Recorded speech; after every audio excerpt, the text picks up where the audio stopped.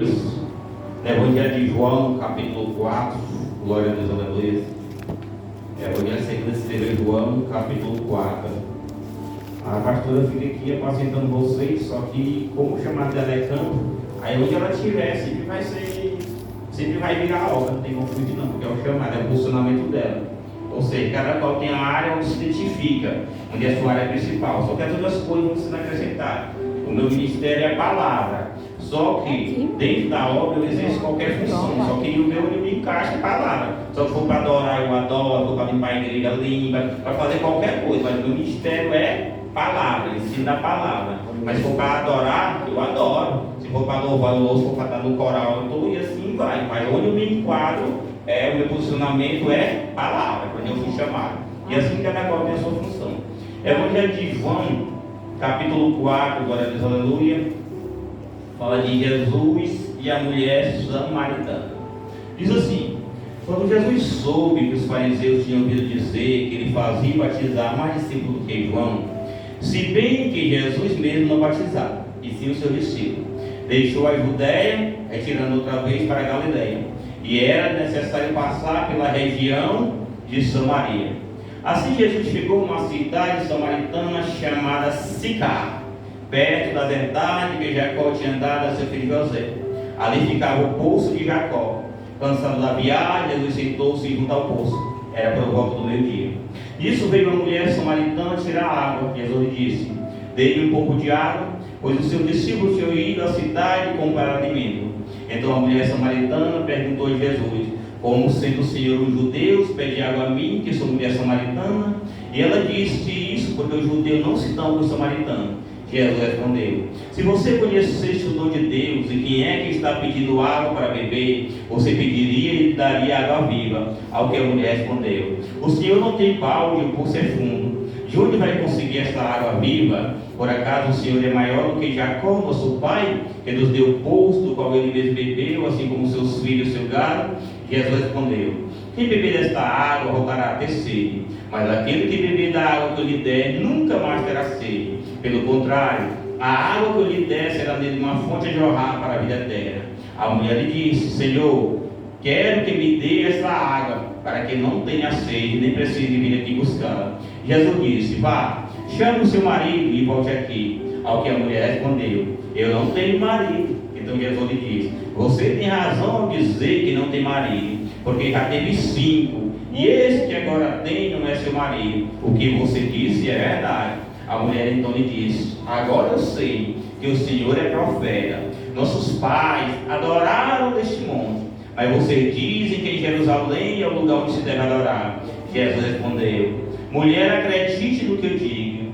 Vem a hora em que nem neste monte, nem em Jerusalém você adorarão o Pai.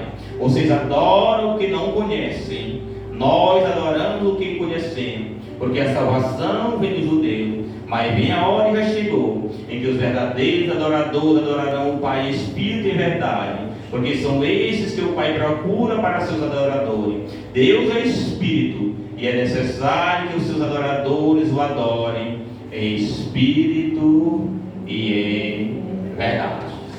Deus, pode entrar, a porta está aberta, passa para o lado aí, vem para o ar-condicionado, pode chegar, se aproxima, está na palavra.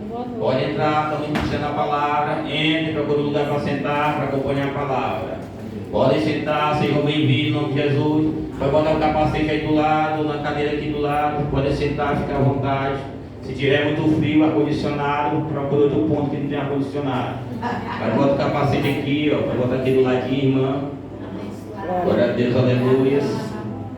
Nós estamos meditando a palavra no Evangelho de João, capítulo 4.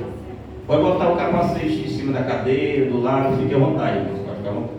Evangelho de João, capítulo 4, está sendo a mensagem. Estamos falando da mulher samaritana. No versículo de número 22, diz assim: Jesus conversando com a mulher samaritana, ele diz assim: vocês adoram o que não conhecem. Nós adoramos o que conhecemos, porque a salvação vem dos judeus. 23. Mas minha hora já chegou, em que os verdadeiros adoradores adorarão o Pai em espírito e em verdade, porque são eles que o Pai procura para seus adoradores. Deus é espírito, e é necessário que os seus adoradores o adorem em espírito e em verdade. Já foi falado aqui na boca da pastora que quem é de Deus vai gostar da verdade. Se não gosta da verdade, então é do diabo. O diabo é o pai da mentira. Então, existem adoradores de mentira e existem adoradores de verdade. Agora, o grande nosso trunfo é que Deus, Ele procura adoradores em espírito de verdade. Quando Jesus inicia o diálogo com essa mulher era toda pousuda, cheia de não me toque. Primeira coisa, ela morava na cidade de Sicá. Sicá significa cidade da falsidade. Ela estava bebendo água de um poço chamado Jacó. Jacó significa enganador, suplantador. Era uma mulher que habitava em Sicá, a cidade da falsidade, e ela estava bebendo do poço da mentira. Jacó significa mentira. Ela bebia do poço da mentira. De onde ela matava a sede? De um poço da mentira. O poço de Jacó, o poço da mentira. Então morava numa cidade chamada Sicá, uma cidade da falsidade, e ela estava bebendo do poço da mentira. Automaticamente, pelas características dela, ela chega lá, como é que o espírito samaritano dos judeus, porque eles eram inimigos espirituais, era o mesmo povo, mas por causa de problemas políticos se separaram. Ficou Israel do norte, Israel do sul. Israel do norte, capital era Samaria. Samaria adotou como Deus 2 bezerros de ouro. Israel permaneceu com Deus, criador dos céus e da terra. Mas é o mesmo povo dividido. É como nós cristãos. Existe os cristãos evangélicos e existe os cristãos católicos. Samaritanos e judeus, essa mesma divisão. Os católicos são cristãos, nós evangélicos somos cristãos. Só que eles têm a forma de adoração dele, com imagem de escultura, e nós não temos imagem de escultura na nossa adoração. Mas nós todos temos o nome de cristão. Dentre eles serão salvos que se converterem, e dentre nós serão salvos que se converterem, porque nós estamos no mesmo projeto, no mesmo Deus. Agora o tipo de adoração é que vai determinar. Nisso nós determinamos entre 14 evangélicos, na pontuação bíblica, quem é adorador de espírito de verdade e quem é mentiroso. Tanto os católicos podem ser adoradores de verdade, quanto nós evangélicos podemos ser mentirosos. Então nós seremos julgados pela palavra. A mulher nos traz esse ensinamento. Essa mulher era da cidade da falsidade, se alimentando por da mentira, e chega logo: não se aproxime de mim, tipo, não tem comunhão com nós, você adora lá, não adora aqui. Aí pronto, Jesus vai conversando com ela. Jesus diz logo: vai lá, chama teu marido. Chama o teu marido. Aí ela: não tenho marido. Aí Jesus disse: tu disse com verdade, estava na falsidade, mas ela já era a mulher verdadeira. Não, tem 5. E o que teve 5, que está com você, o ser, também não é teu marido. Como é que uma mulher que vive em prostituição, já estava com 5 homens, ia querer falar de adoração? Ó, você diz que tem que adorar em Jerusalém, e nós aqui em Samaria. Como é que a mulher vai falar de adoração a Deus? Uma mulher que já tinha 5 maridos, estava no ser, e falar de adoração. Como é que vai adorar a Deus uma pessoa dela em prostituição e vai debater de adoração? Como é que alguém vai falar de adoração? O que é um culto? Culto é uma cerimônia. Culto é uma cerimônia. No caso do Evangelho, cerimônia de adoração a Deus. No candomblé, culto é cerimônia de adoração a demônio. Todas as vezes que você ouvir falar de culto, culto é cerimônia. No candomblé eles têm culto. Culto de adoração ao demônio. No Evangelho nós temos culto, cerimônia de adoração a Deus, ou pelo menos era. Mas tem igrejas no Evangelho que elas não prestam culto. Elas dizem: hoje vai ser a reunião dos empresários, a reunião da prosperidade. Quando você diz que vem para um culto, o seu objetivo, você está saindo de casa para prestar adoração a Deus. Isso é um culto, cerimônia de adoração a Deus. Se não é uma cerimônia de adoração a Deus, então não é culto, é só uma reunião. Testemunha de Jeová, eles não fazem culto. Está lá na parede da igreja deles. Reunião da hora, ele diz claramente. Na Universal eles têm reunião da prosperidade. Você não chega lá procurando um culto, você procura uma reunião. Porque o culto é uma cerimônia de adoração a Deus. Quando eu digo que eu vim para a igreja prestar um culto, eu estou vindo para adorar a Deus, para exaltar a Deus. Isto é um culto. Isto é um culto. Então, quando nós tratamos de adoradores, são alguém que estão dispostos a cultuar a Deus. É aí onde nós vamos identificar um adorador em espírito e verdade, ou um adorador fake, ou um adorador tabajara, ou um adorador paraguaio, um adorador falso. Jesus disse para o povo do passado, Israel que servia a ele: este povo me honra com os lábios, mas o seu coração está longe de mim, em vão me adoram, seguindo preceitos que são doutrinas de homem. Em Isaías capítulo 1, quando Israel estava contaminado de pecado, o povo que adorava a Deus, Deus chega e fala para ele, dizia: afasta de mim o cântico dos teus hinos, o esterco do teu som. Eu não suporto mais essa reunião que vocês fazem, essas pegas, esses cultos que vocês fazem. Eu não tenho prazer, você fica matando demais, isso eu não consigo mais suportar. Isaías capítulo 1. Quando chega em Malaquias, no último livro do Antigo Testamento, Deus diz assim: quem me dera que tivesse alguém com coragem para fechar a porta dessa igreja, porque eu já não suporto mais a falsidade de vocês. Deus encerrou, para ter ideia, naquela época Deus passou 400 anos sem falar com o povo, que ele não aguentava. O povo continua na igreja, continuava fazendo rituais da igreja, só que Deus nem falava mais de jeito nenhum. Deus manteve o silêncio, porque Deus não suportava mais uma falsa adoração desse jeito. E na nossa geração, vamos nos julgar hoje, dia 27 de fevereiro de 2026, segundo ano do mês. Vamos ver se nós estamos pelo menos projeto de ser adorador em espírito e verdade. É isso que nós vamos tratar aqui nessa noite. Deus busca adoradores em espírito e verdade. Caso nós não sejamos adoradores em espírito e verdade, caso nós sejamos fake, mais ou menos, dividido, aí nós temos que consertar isso para nos tornar adorador em espírito e verdade. Por que é que Deus busca adorador em espírito e verdade? Porque se for mentiroso, vai morar com o pai da mentira, mas se for verdadeiro, vai morar com o pai da verdade. É por isso que ele busca. Ele olhou lá dos céus e disse: eu encontrei Davi, homem segundo o meu coração. O que existe em Davi? Porque Davi era adorador em espírito e verdade. Tinha um templo em Jerusalém. Davi ia para o templo, sair de Belém e ia adorar lá por dia. Mas Davi estava no campo apacentando as ovelhas. Lá, Davi adorava a Deus com a sua harpa. Davi estava apacentando as ovelhas do deserto, sem ninguém estar vendo. Ele estava adorando. Davi não esperava chegar 7 horas da noite, trazendo para 2026. Ele não esperava chegar às 7 horas da noite para virar um adorador e vir para a igreja. Quem vem para adorar a Deus só no momento do culto é a primeira característica de falso fingido. Ele não é adorador em espírito e verdade. Adorador em espírito e verdade, ele não se limita só ao templo, só à igreja. Ele adora onde tiver, ele exalta onde ele estiver. Ele não tem vergonha de assumir que tem comunhão com Deus. Se ele está no ambiente de trabalho, ele está adorando. Se ele está na faculdade, ele está adorando. Se está dentro de casa, está adorando. Se está na rua, está adorando. Se está no presídio, está adorando. Se está no hospital, está adorando. Isso é adorador em espírito e verdade. Ele não tem vergonha de honrar o Deus dele e onde ele está. Quem não é adorador em espírito e verdade, ele é limitado apenas ao horário do culto. É a principal característica na geração de quem não é adorador em espírito e verdade. Ele se limita só ao horário do culto. Na hora que está aqui, pastor, eu estou agora eu vou me transformar em adorador. O culto lá, agora virei adorador. É aqui canta, aqui louva tudo. Mas saiu dessa porta para lá, acabou o adorador. Então ele é fake. Não é adorador em espírito e verdade.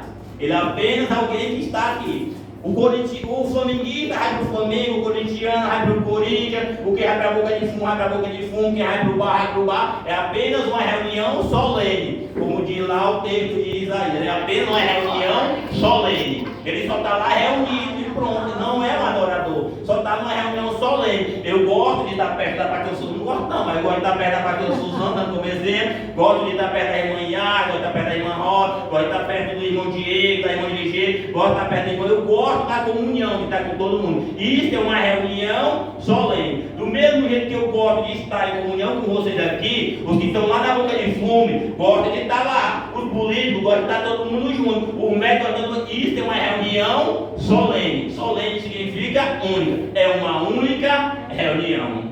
Um adorador espírito de verdade, ele exalta o Deus onde ele estiver e não tem vergonha. Isso é um adorador espírito de verdade. Olhou lá no céu e disse: observante o meu servo Jó, homem inteiro, reto, temente a Deus, que se desvia do mal. Isso é adorador espírito de verdade. Homem reto, temente a Deus, que se desvia do mal. ele mantém a sua integridade. Deus me deu, ele tomou. Bendito seja o nome do Senhor. A receberia de Deus o bem, não receberia o mal. Com tudo isso, Jó não pegou com os seus lábios. Adorador e espírito de verdade. Davi, lá vai. Um exemplo clássico de adorador e espírito de verdade. José, adolescente, levado longe da sua família, longe do templo, longe da adoração, longe de tudo. O que acontece? Sendo tentado com 28 anos, cheio de hormônios e sexual, ele diz: por que eu pecaria contra o meu Senhor? Deus pecaria contra o Faraó, que me deu a chave da mão dentro da casa. Fidelidade.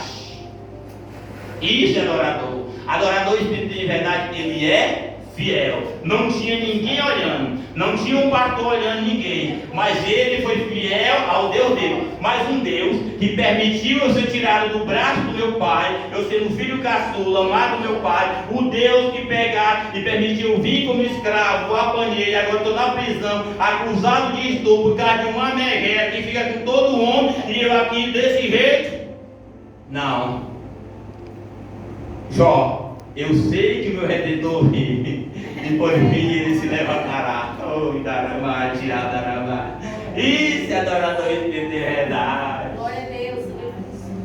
Deu para entender como é mais ou menos adorador espírito de verdade? Então você se examine se você é ou se não é, eu só posso ensinar. Agora vamos ver aqui. Vamos provar como é adorador espírito de verdade. 1 de João, capítulo 4, versículo 8. Lá no final da Bíblia, pede Apocalipse.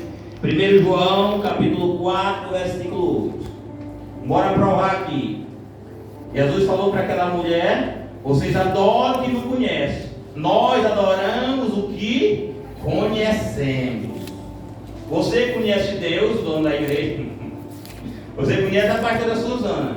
Você conhece Jorge. Você conhece Jeane. Você conhece Yara. Conhece Cristina. Conhece Larissa. Mas você conhece Deus. 1 João, capítulo 4, versículo 8.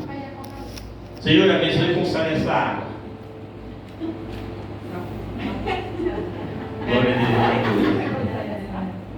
Deus. 1 João, capítulo 4, versículo 8. Vamos provar. Que é Yara? 1 João, capítulo 4, versículo 8. 1 João, capítulo 4, versículo 8. Vamos provar se você conhece. Jesus disse para a mulher samaritana: você, mulher samaritana, adora o que não conhece. Nós, judeus, adoramos o que conhecemos, porque a salvação vem do judeu. Vamos provar nós. Jesus provou que ele adorava o Pai porque ele conhecia o Pai. E nós, será que nós conhecemos o Pai? 1 João, capítulo 4, versículo 8. Como provar que nós conhecemos a Deus? Se nós conhecemos a Deus, se nós conhecemos Jesus, então nós somos adoradores de espírito de verdade. Se nós não conhecemos, nós não somos. Vamos ver aqui, diz assim: quem diz assim, deixa eu ver aqui. Quem não ama, não conhece a Deus, pois Deus é amor. Pronto. Quem não ama, não conhece a Deus, pois Deus é amor. Simples e reduzido desse jeito. Adoradores de verdade são todos aqueles que conhecem Deus, conhecem Jesus o Pai. Como é que eu provo que eu conheço Deus e Jesus? 1 João 4,8. Quem não ama, não conhece Deus, porque Deus é amor. Pronto. Adorador espírito de verdade, ele tem amor. Pronto. Se não tem amor, então não é adorador em espírito de verdade, porque Deus é amor. Quem conhece a Deus tem amor. E o que é amor? Amor é a prática da palavra de Deus. Aquele que tem o mandamento de Deus e pratica, é esse que ama Jesus.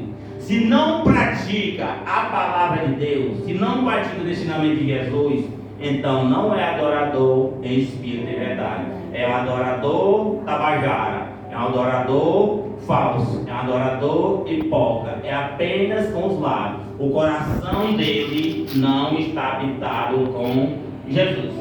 Você entendeu a seriedade das coisas? Deus busca adoradores em espírito e em verdade, provando que adorador. Jesus disse: ó mulher samaritana, Vocês adoram o que não conhecem. Nós adoramos o que conhecemos. Conhecer a Deus constitui a glória do ser humano. E quando é que eu conheço a Deus? Amor. Quem conhece a Deus pratica os seus mandamentos, ama. Quem não ama, não conhece a Deus. Decore esse versículo aí. 1 João, capítulo 4, versículo 8. Quem não ama, não conhece a Deus.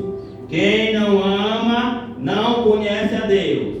Quem não ama, não conhece a Deus. Quem não ama, não conhece a Deus. Quem não ama, não conhece a Deus. Quem não ama, não conhece Deus. Quem não ama, não conhece Deus.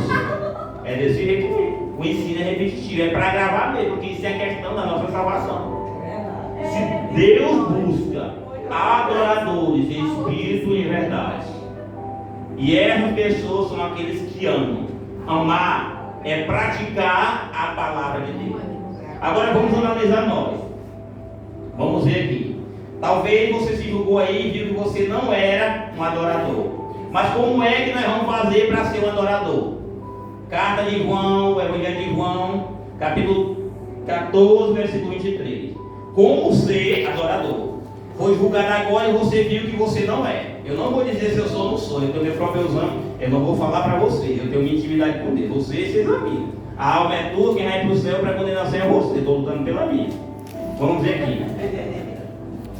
Como é que vamos nos transformar em adorador? Evangelho de João, capítulo 14, versículo 23. Vai nos ensinar como ser adorador. Evangelho de João, capítulo 14, versículo 23. Vai nos ensinar como ser adorador. Jesus estava conversando lá e disse assim: se alguém me ama, guardará a minha palavra. Se alguém me ama, guardará a minha palavra. Ou seja, praticar. E o meu Pai o amará.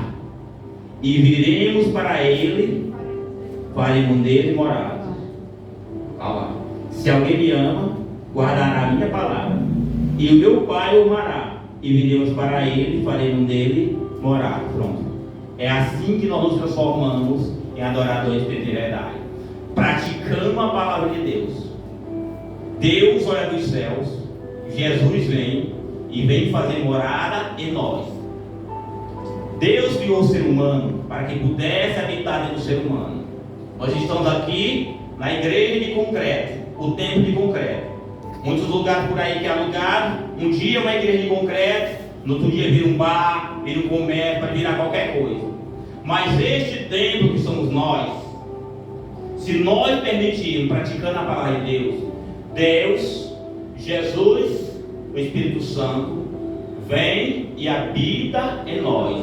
Nós somos templo e morada do Espírito Santo. Quando nós praticamos a palavra, o objetivo de Deus é transformar esta matéria aqui no templo, que ele venha e habite aqui. Deus não tem prazer em habitar em concreto, em habitar num animal, uma jumenta, como ele fez, não. Ele tem prazer de habitar no que é criado a imagem e semelhança dele. Nós só somos semelhantes ao Altíssimo quando nós amamos, porque Deus é amor. Se nós não amamos, não praticamos a palavra, nós não somos adoradores de Espírito em verdade.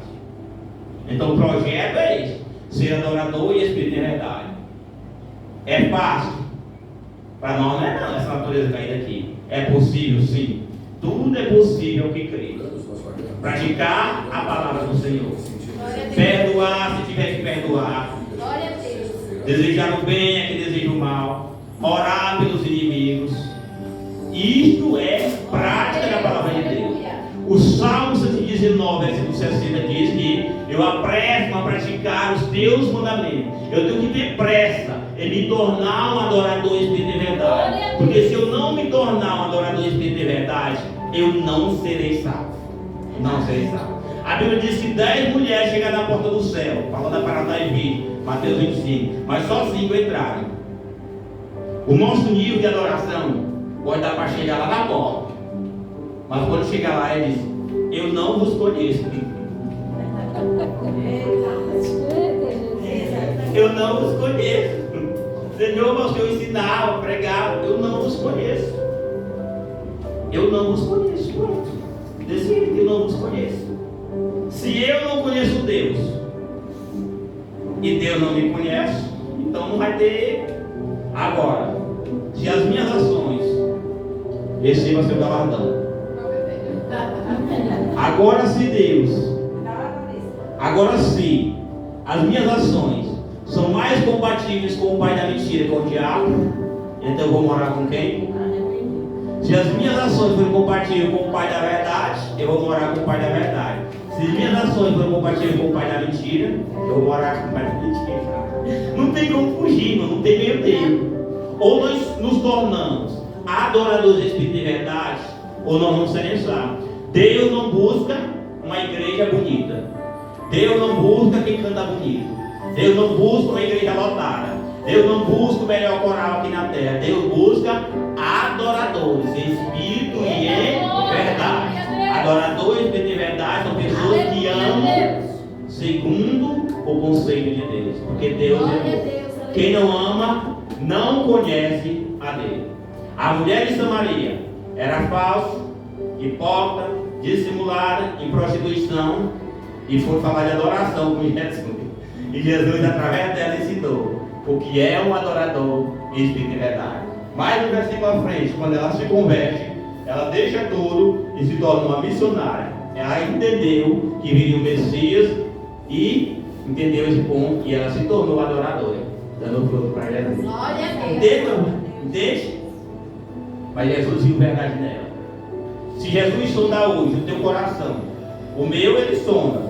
Eu vou falar de você para cada coisa do nascimento, porque o meu é ser julgado por tudo que eu faço. O que ele vai encontrar aí dentro de você? Quanto de mentira tem aí dentro desse coração? Quanto de prostituição? Quanto de adultério? Quanto de avareza? Quanto de mentira? Quanto de hipocrisia? O que tem dentro desse coração aí? Porque a Bíblia diz que o coração é enganoso, desesperadamente corrupto. Dele vem o adultério, os maus pensamentos, os furtos, o roubo. Isso vem de dentro e contamina o ser humano. Deus não pode habitar num coração sujo. Mas João capítulo 15 diz: vocês já estão limpos pela palavra que eu tenho pregado. Quando nós praticamos a palavra, Jesus, através do seu Espírito Santo, limpa. Bem-aventurados limpos de coração, porque eles verão a Deus. Para nós vermos a Deus, conhecermos Ele face a face, nós temos que estar limpo do coração, despojado de iniquidade, confessar as culpas uns aos outros para ser curado. Temos que confessar para Deus, temos que confessar para alguém que seja homem ou mulher de Deus. Não é confessar para qualquer um não, porque nem todo mundo é aliançado lá em cima. Confessar seus pecados para pessoas que têm aliança com Deus. Você entendeu como funciona? Aí o Espírito Santo pega e limpa o nosso interior. Aí nós estaremos limpos para ser templo morar do Espírito Santo. Ele olha lá do céu, como nós praticamos o mandamento, vem e vai fazer morada em mim e você. É o projeto dele original, como todas as tardes, ele ir lá com Adão e conversava com Adão face a face. Adão na inocência, na pureza, puro. Mas quando houve o pecado, ai de pra lá, sai da minha presença, não estou podendo. Quando Lúcifer se revelou, Lúcifer cheio do poder lá em cima, mas quando se revelou, sai da minha presença. Então a nossa iniquidade expulsa um Deus. No tempo de Jerusalém no passado, Ezequiel 8 e 9 narra isso. O povo começou a pecar tanto descaradamente dentro da igreja, mas continuava fazendo o ritual da igreja. Aí o povo pecava e Jeremias 7 disse: o povo chegava lá, templo do Senhor, nós estamos salvos. Este é o templo do Senhor, porque Deus vai manifestar a glória dele lá em Jerusalém. Aí o povo pecava e estava seguro, porque só era o Deus dele. Aí o que aconteceu? Deus chega para Ezequiel e diz: Ezequiel, tu está vendo as abominações que esse povo está cometendo bem aqui, para me expulsar da minha casa? Aí o povo dizia: Deus abandonou a terra, Deus virou as portas. Mas não, é porque o povo estava tão em pecado dentro da igreja que não conseguia perceber a presença de Deus, a presença do Espírito Santo. O Espírito Santo, voltando na dispensação da graça, do favor de Deus imerecido. Nessa dispensação, o Espírito Santo não abandona. O único exemplo que o Espírito Santo se apartou de alguém é o rei Saul. E aí ele ficou como exemplo para ver como é a vida de uma pessoa que tem o Espírito Santo e o Espírito Santo se apartou dele. Ficou atormentado, angustiado, o Espírito mal perturbavam ele. A alma angustiada a ponto de morrer de forma terrível, cometendo suicídio. Porque a alma estava angustiada, em terrível a angústia, o que Saul fez.